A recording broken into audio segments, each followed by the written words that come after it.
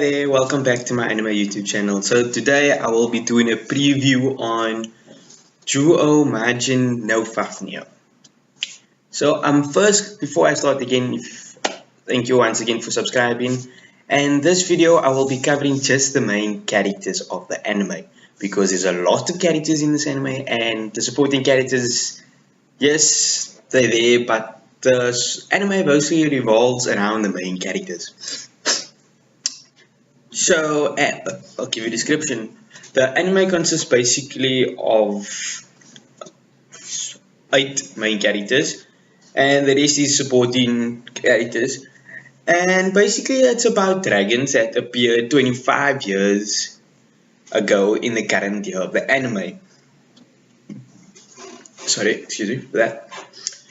And as soon as they appeared, they disappeared. But they left something behind. Everyone who came into contact with these dragons actually gained the dragon's powers, or powers associated with the dragon, and they disappeared. And people basically the people that contracted this dragon's powers were called D's, but only girls were D's. But coming out to the present time in the anime, we have a male D who is our main character. And basically, there's a special school where these Ds attend on an island. And we have a special based, the island is called Midgar. That's the island which is located somewhere in the Pacific Ocean. It's just full of Ds and girls, obviously. And then we get a special military unit called NIFL, NIFL, which is actually a specialized unit in which is actually helps track down and capture Ds and bring them to this island. And there's actually another thing about this thing is, because if it turns out that these Ds actually have a specific DNA, that if a dragon they came into contact with comes back and decides it's like these dragons are connected to the Ds, and they can find you wherever you are in the world, and they will literally come to you, and if they come direct into contact with you, you will be turned into that exact dragon. That's complicated, because now instead of having one dragon, you have 2. And our main character of this anime is the only male D, and also the specialized unit in NIFL. So he's undefeated. He can kill anybody basically in the military. Well, basically in the military world. But now, since he's been actually transported there into Midgar, a whole lot of strange things happen. So let's go through our main characters one for one. Starting with our main character, Juuou. He basically is the main character, but he also has a problem when it comes to his powers from his dragon. His dragon is a specialized dragon, one of its kind, one of the 6 main dragons that appears. But his dragon suddenly disappears. And one thing that he does not remember, every time he uses his power, something happens to him. What this might be, I'll leave that up to you. I won't reveal anymore. But he is slowly losing something which is a part of him, and everyone around him is actually getting affected. But here's one thing that you guys will definitely don't need worry about me spoiling it, is that he has a sister. Surprisingly not. And his sister was also there with him when they came into contact with this dragon. But the funny thing is, him and his sister have different dragon powers. So, different dragons. And his sister is Mitsuki. Monobe. That is Yu's sister. So basically, she is actually hiding something from you at the start of it. And it's up to you to find out from his other classmates what is it she's hiding. And this actually is linked to several other characters. Basically, his sister, or Mitsuki, is basically the class president, or the student council president. Sorry, I should put that there. She's the student council president, and Her and her class is actually responsible of protecting the entire Midgard from any dragon or military attacks.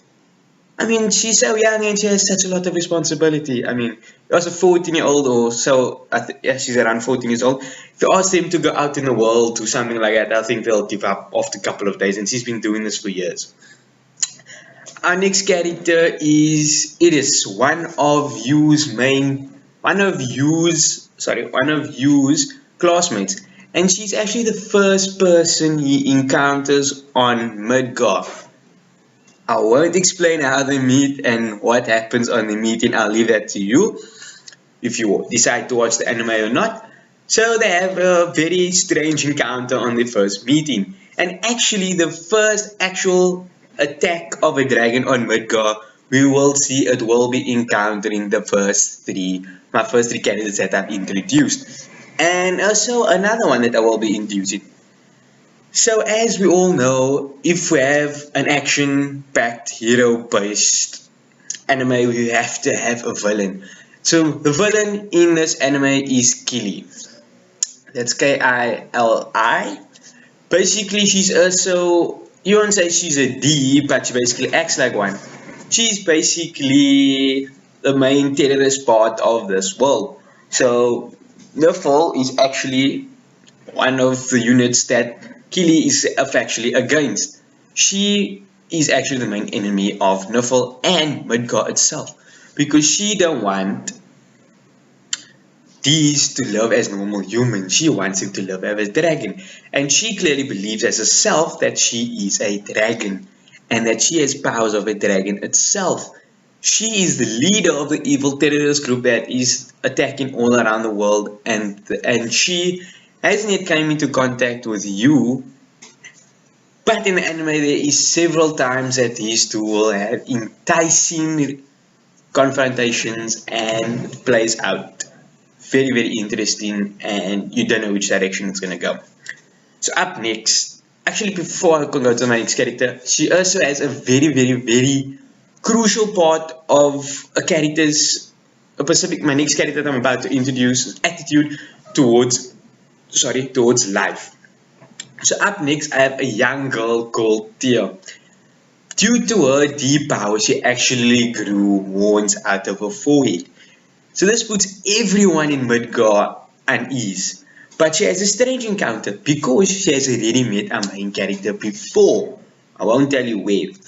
But before Tia ever came to Midgard, she was actually in the care of Kili, who puts a strange idea into her mind that she is a dragon and she's meant to be a dragon's wife. So her interactions around Midgard are very strange. She does not want to leave Yu's side. So basically that puts Yu in an uncomfortable position, and it actually causes a jealousy amongst some of the other characters.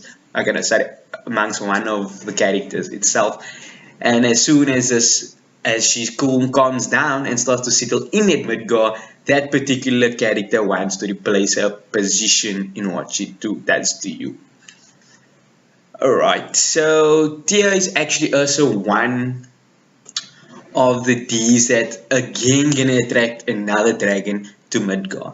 And this dragon is actually quite difficult and quite strong and very intelligent as well. It has the ability to see into the future for a couple of seconds. The problem is how our main characters now and their team and the support and other characters be able to defeat this dragon. I'll leave that to you. That entails the middle and the end of the anime series. Up next, we have Lisa. So remember what I told you about Mitsuki, that she has a secret she's been hiding. So Lisa is actually linked to that secret. At first, Lisa does not accept you at all into the classroom as the only male D. But soon or not, she starts to accept you and actually move on.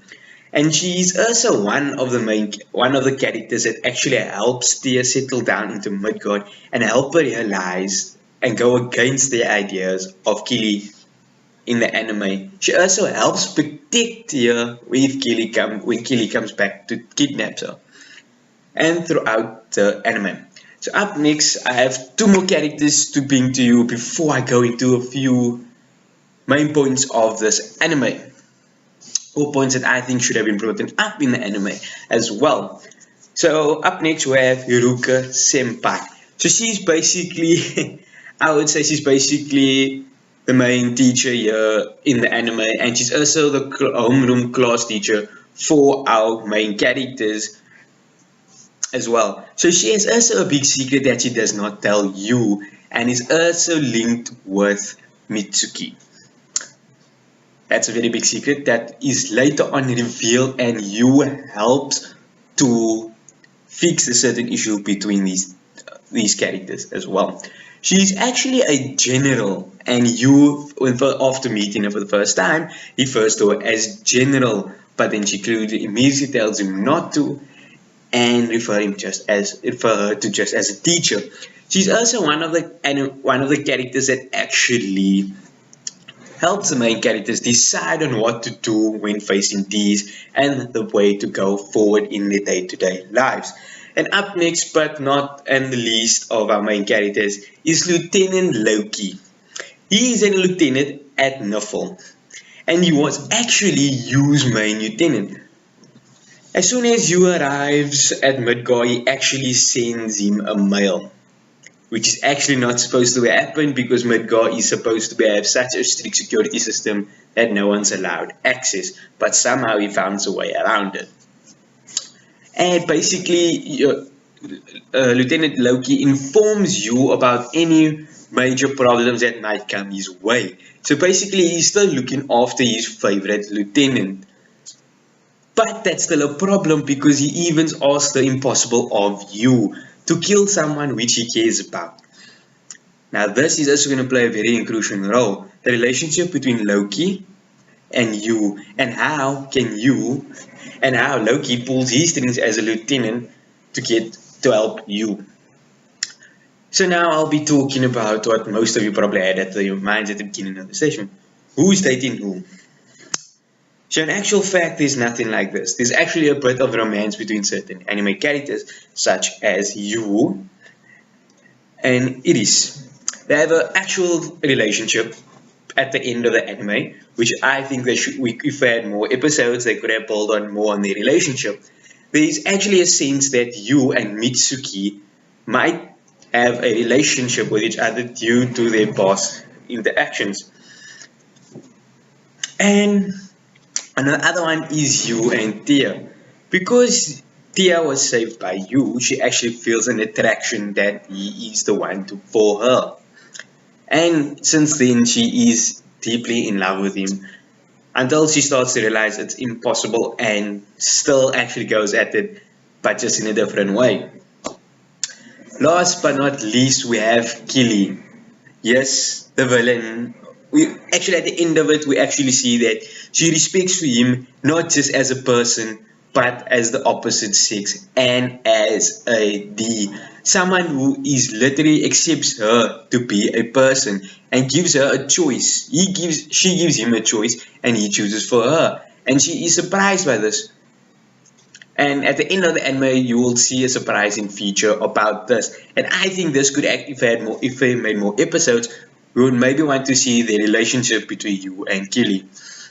And drama. There is lots of drama inside this anime, with three dragons basically attacking Midgar and almost successfully succeeding.